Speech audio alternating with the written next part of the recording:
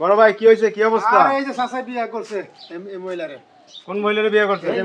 এই তো আর কি, যা করছে ভালোই হ্যাঁ? করছে। না, যা করছে ভালোই করছে। আপনারা কি মনে করেন জানি না, ভালো মনে করার কিছু না, এই চাচা মহিলার ভাগ্যে বিয়ে ছিল করছে কইছে। কাকায়? কাকার বয়স কত? 91। 91 বছর। হায় হায় রে। আপনার বয়স কত আপু? 20 বছর। 20 বছর। জি। পদ্মা নদীর এই পার আর ওই পার, এটা মিল হইলো কেমনে ভাই? এটা ভাই ভাগ্যে ছিল ভাই, মিলে এমনি হইছে। লাখ টাকা তো এরকম বউ পায় না, আর মুরব্বি বুড়ো বয়সে এরকম বউ পাইছে। মিল হওয়ার কারণ আছে ভাই, এই যে হের যে বাপ, হ্যাঁ। হের দেখাশোনা করতো, এই বাড়িতে কাজ কাম করতো। পরে ওনার বাপ হঠাৎ করে অসুস্থ হয়ে গেল, মানে মৃত্যু সজ্জায় ছিল, তখন উনার হাতে মানে মায়ের বিয়ে দিছে। বিয়ে দিয়ে উড়ায় তুলে দিয়ে দিয়ে গেছে। আচ্ছা আচ্ছা, দাঁড়ান আমরা একটু কথা বলি। কাকা আপনার কি পোলাপান নাই? আছে 3 ছেলে। বউ আছে? জি না, মারা গেছে, ছেলেরা কোথায় থাকে? ঢাকাতে থাকে। কি করে ছেলেরা? ছেলেরা একজন জিএম, একজন ব্যাংকার, আর একজন সবাই প্রতিষ্ঠিত ভাই। গার্মেন্টসের জিএম একজন, হ্যাঁ জি, আর একজন ব্যাংকার, জি আর একজন সাংবাদিক। তিনও ছেলেই তো প্রতিষ্ঠিত।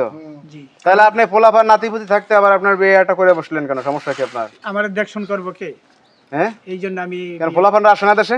আর কেউ আসে না রে ভাই, কেউ আসে না।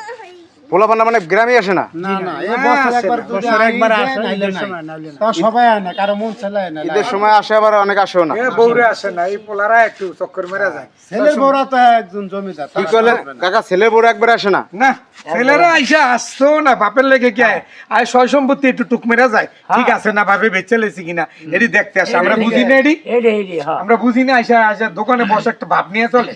আমরা যে আর বাপের লগে চাটা খাই, একটা ভাব নিয়ে চলে, একটু দেখে সালাম পর্যন্ত দেয় না।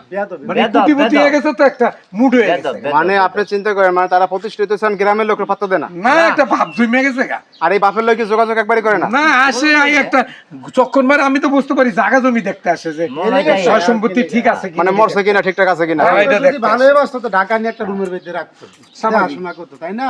তা থাক, মানুষ শ্বশুর মানুষ শাশুড়ি নিয়ে খায় ভাই, হ্যাঁ? শ্বশুর শাশুড়ি নিয়ে খায়, বাপ নেয় না। বাপের খোঁজ খবর হয় না? না, শ্বশুর শাশুড়ি সবারই শ্বশুর শাশুড়ি নিয়ে কই খায়। না যে কাকে ফ্ল্যাট কিনছে, ফ্ল্যাটে খায়, বুঝেন নাই? ফ্ল্যাট কিনছে, এই ফ্ল্যাটে থাকে। হ্যাঁ, শ্বশুর শাশুড়ি লেগে রুম আছে, কিন্তু বাপের লেগে নাই। হায় হায় রে। কাকা তাইলে আপনার কথা হয়েছে যে এই যে এখন অসহায় মতো জীবনযাপন করতেছেন, কেউ দেখভালের লোক নাই, এই জন্যই আপনি বিয়েটা করছেন? জি জি। আর কোনো আপনার কষ্ট নেই? না, আমার কোনো কষ্ট নেই। কে?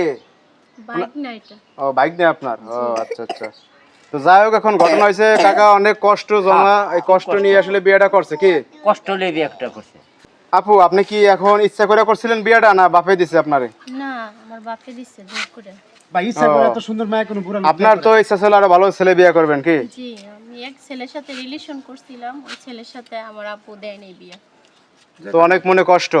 যাই হোক, তারপরও আপনি এখানে আসছেন, এই যে আপনার সংসারটা করতেছে কাকা, আপনার এই যে কুলাঙ্গার সন্তান, এগো সয় সম্পত্তি না দিয়ে আপনি এই আপুর নামে লিখে দিয়ে যায়।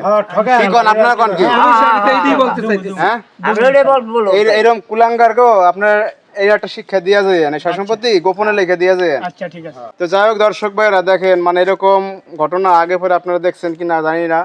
সবাই ভালো থাকবেন। তাহলে কিছু বলতে হলে অবশ্যই ভিডিওর কমেন্টস বক্সে এসে বলবেন। সবাই ভালো থাকবেন। আল্লাহ হাফেজ সবাইকে।